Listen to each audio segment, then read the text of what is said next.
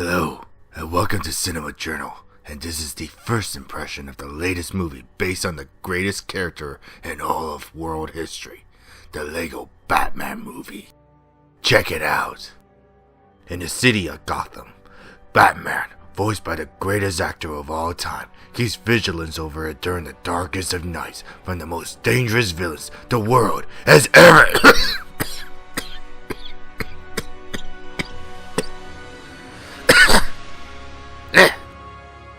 Wow, I never thought using that voice would be that rough on the throat. I have newfound respect for Christian Bale now. Oh crap, I'm still recording.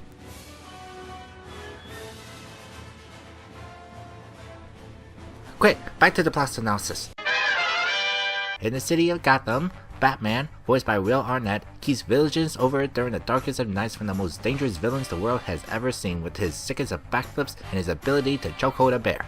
After telling the Joker, voiced by Zach Galifianakis, that the Dark Prince of Crime has no special place in the Caped Crusader's life, the evil clown, in his grief, plans the ultimate crime to get back at the Bat for denying his feelings after all this time. To stop this insidious plan, Batman must come to terms with his greatest fears, and with the help of Robin, voiced by Michael Cera, Police Commissioner Barbara Gordon, voiced by Rosario Dawson, and his butler Alfred, voiced by Ray Fiennes, he might be able to learn what it means to have a family. Okay, I think I've done enough voices for one video, so I'll just be going back to my boring one. As a fan of the Lego movie that came out in 2014 and of Batman himself, I think it's safe to say that I waited with some giddiness in wanting to see this film. The trailers themselves show that they are keeping the same humor that I found charming from the last film, while making an actual Batman movie that is being intentional with said humor. While not familiar with the comics, I have seen both the animated series and the Justice League shows, as well as the film versions from Tim Burton's 1989 Batman to Batman vs Superman: Dawn of Justice from last year. I know it's pronounced Batman v Superman, but that is such a stupid title. Really? Does it really take that much effort to say an extra syllable? Well, the lack of it is probably appropriate for that film. But as much as the trailer was showing off a lot of his jokes and visuals, it does seem to keep his plot in the background, almost invisible. And because of that, I was not prepared for the onslaught of jokes that point out the entire history of this franchise, from its roots in the comics to today's incarnation.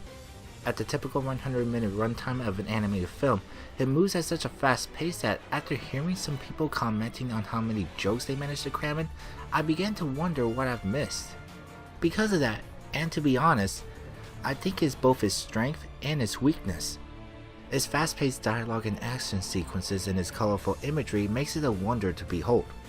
It looks so inventive, and the filmmakers were clearly having a lot of fun with it, and it translates onto the audience easily, letting them to join in the fun as well. When the jokes hit, it hits hard with plenty of chuckles in between, and just how amusingly charming it is with its outrageous plot and story that can only work in a Lego movie. But because of that frantic pace, it doesn't really allow much time to settle down and just letting me at least to just sit back and enjoy the imagery. I mean, I get what they were going for, and it is meant to be a parody, but it's just so crazy that I can't really find myself connecting with the characters. Thankfully, there is a heart to it with Batman's dilemma, but compared to the Lego movie and what it did with its message, it feels pretty typical. Again, I'm sure that's what they were going for, and I love what they did. It's just, in the end, it didn't stick with me as much as the last one did. Just a tiny bit. The voice acting, as I expected, is very well done, with much appreciation with how Michael Cera handled his character by not using the same shtick that he's usually known for and not a fan of, and instead giving us an adorable character that managed to charm me with his innocence.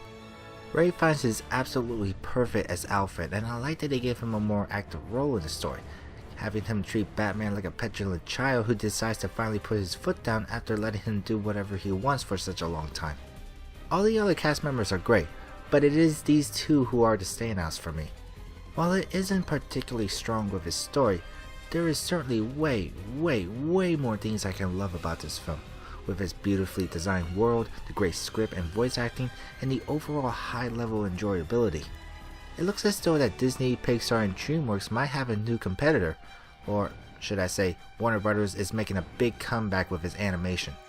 They seem pretty confident with their LEGO property that there's already a new LEGO movie in development.